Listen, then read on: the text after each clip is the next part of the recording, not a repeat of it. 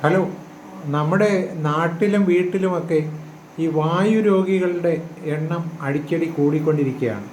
അത് പണ്ടുകാലത്ത് വാർദ്ധക്യത്തിൻ്റെ ഒരു അസുഖമായി പലരും ചിത്രീകരിച്ചിരുന്നെങ്കിൽ ഇന്ന് പ്രായഭേദമന്യേ എല്ലാവരും വായു രോഗികളാണ്. കേരളത്തിൽ വായു രോഗികളുടെ എണ്ണം വളരെ അധികരിച്ച ഒരവസ്ഥയിലുമാണ്.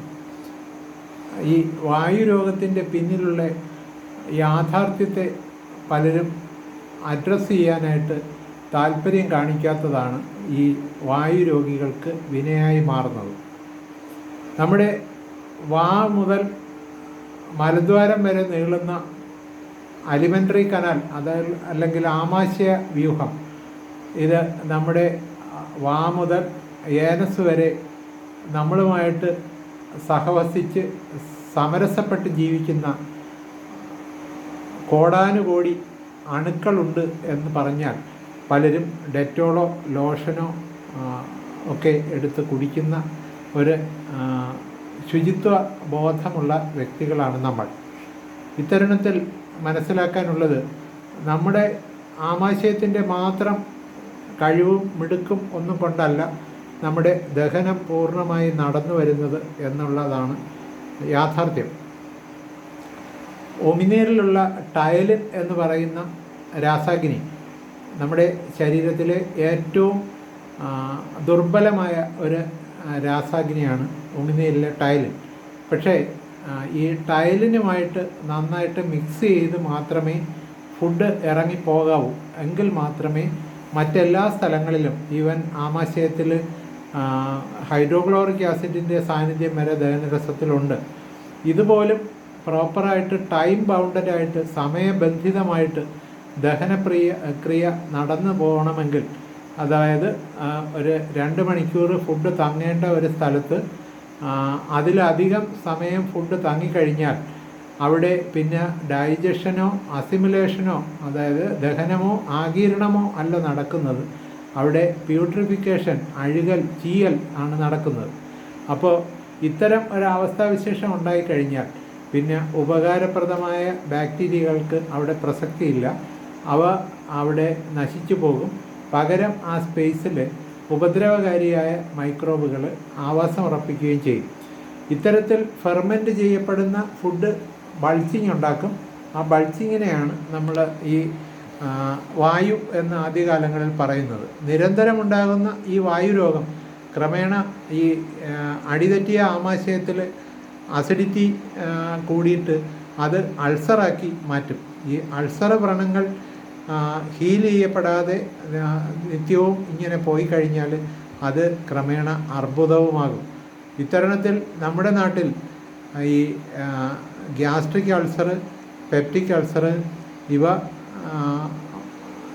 ഇവയേക്കാൾ മുന്തിയ അളവിൽ ഈ കോളോൺ കാർസിനോമ അധികരിക്കുന്നു എന്നുള്ള ഞെട്ടിക്കുന്ന ഒരു വാർത്ത ആരോഗ്യരംഗത്ത് വളരെ ആശങ്ക ഉളവാക്കുന്നതാണ് എന്ന് പറയാനാണ് ഈ വീഡിയോ ഞാൻ നിങ്ങളുമായി പങ്കുവയ്ക്കുന്നത്. അടുത്ത കാലത്ത് കേരള സർക്കാർ നമ്മുടെ ദേശീയ പക്ഷി, ദേശീയ മൃഗം എന്നൊക്കെ പറയുന്നത് പോലെ ഒരു ദേശീയ ഒരു സംസ്ഥാന പക്ഷി, സംസ്ഥാന മൃഗം എന്നൊക്കെ പറയുന്ന പോലെ ഒരു സംസ്ഥാന മൈക്രോബിനെ നമ്മൾ അംഗീകരിച്ചിരിക്കുന്നു. അത് ബാസിലസ് സബ്റ്റിലിസ് എന്നാണ് അതിൻ്റെ പേര്.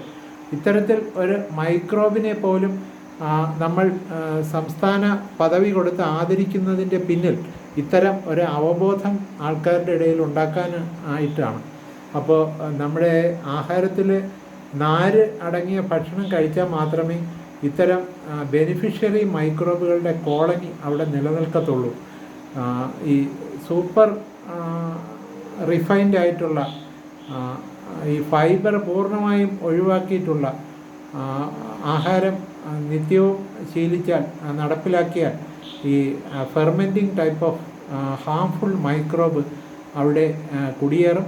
നമ്മുടെ ബെനിഫിഷ്യറി മൈക്രോബയോം മൊത്തം നശിച്ചു പോകും. നമ്മൾ ആരോഗ്യപരമായിട്ട് ആമാശയം അപക്ഷയപ്പെട്ടാൽ നമ്മുടെ തല മുതൽ ഉള്ളങ്കാല് വരെയുള്ള സർവ്വ അവയവങ്ങളെയും അത് ദോഷകരമായി ബാധിക്കും എന്ന് അറിയണം.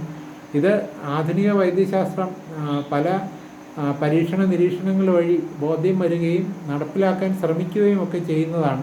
പക്ഷേ ആൾക്കാർ ഇവയൊന്നും ഉൾക്കൊള്ളാത്തത് കൊണ്ട് ചികിത്സകർ ഇതിനെപ്പറ്റി അധികം പറയാറുമില്ല. ഈ സമാന്തര വൈദ്യശാസ്ത്രത്തെ, പ്രത്യേകിച്ച് ഹോമിയോപ്പതിയെ നിരന്തരം തേജോവധം ചെയ്യുകയും ഇതിനെ ചവിട്ടിക്കൂട്ടി ഭിത്തിയിലൊട്ടിക്കാനായിട്ട് അധികം ആയാസപ്പെടുകയും ഒക്കെ ചെയ്യുന്ന ഒരു ഗ്യാസ്ട്രോ ഫിസിഷ്യൻ, അദ്ദേഹം ഈ മനുഷ്യൻ്റെ മലം റിഫൈൻ ചെയ്ത് അതിൽ നിന്ന് ബെനിഫിഷ്യറി മൈക്രോബിനെ എക്സ്ട്രാക്റ്റ് ചെയ്ത് ക്യാപ്സ്യൂളാക്കി തീറ്റിക്കുന്ന ഒരു സംഗതിയുമായിട്ട് ബന്ധപ്പെട്ട് PhD എടുത്ത ഒരു PhD കൂടി അധികപ്പറ്റായിട്ടുള്ളൊരു ഡോക്ടറാണെന്നുള്ള കാര്യം നമുക്ക് പലർക്കും അറിയില്ല എന്നുള്ളതാണ് വസ്തുത.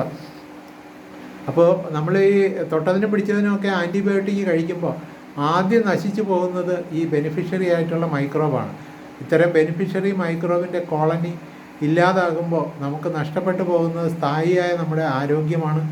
അപക്ഷയപ്പെട്ട ആരോഗ്യം നമ്മുടെ ആരോഗ്യത്തെ ആകെ അടിതെറ്റിക്കും എന്നും അറിയുക.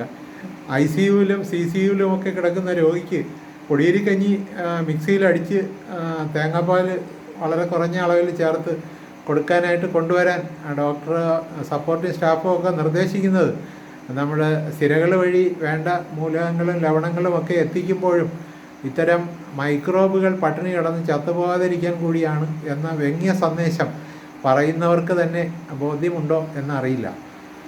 ഇതിനും ഈ അടുത്ത തവണയെങ്കിലും ഈ വായുരോഗവുമായി വ്യത്യസ്ത ഡോക്ടർമാരെ ചികിത്സയ്ക്ക് സമീപിക്കുമ്പോൾ ഇത്തരം കാര്യങ്ങൾ വിലയിരുത്താനും അവ നടപ്പിലാക്കാനും നമ്മൾ ഓരോരുത്തരും ശ്രദ്ധിക്കണം. ഇല്ലെങ്കിൽ നമ്മൾ മാത്രമല്ല, നമ്മുടെ അപക്ഷയപ്പെടുന്ന ആരോഗ്യം നമ്മുടെ കുടുംബത്തെ ആകെ വൈതരണിയിലാക്കും. സാമ്പത്തികമായും ആരോഗ്യപരമായും സാമൂഹ്യപരമായും ഭ്രഷ്ട് കൽപ്പിക്കുകയും ചെയ്യും. ഇത് കുടുംബങ്ങൾ സമൂഹത്തിൽ നിന്ന് ഒറ്റപ്പെടാനും കുടുംബങ്ങൾ നശിക്കുമ്പോൾ സമൂഹം ഒന്നാകെ നശിക്കാനും ഒക്കെ ഇടയാക്കും. അതുകൊണ്ട് ഓരോരുത്തരുടെ ആരോഗ്യം അവരുടെ മാത്രം കാര്യമായിട്ട് കണക്കാക്കാതെ മൊത്തം മനുഷ്യകുലത്തിൻ്റെ ഒരു ആവശ്യകതയായിട്ട് കൂടി പരിഗണിച്ച് ഇക്കാര്യം കാര്യമാത്ര പ്രസക്തമായി എടുക്കുമെന്ന് കരുതട്ടെ. ഏവർക്കും ആരോഗ്യ ആശംസകളോടെ നിർത്തുന്നു.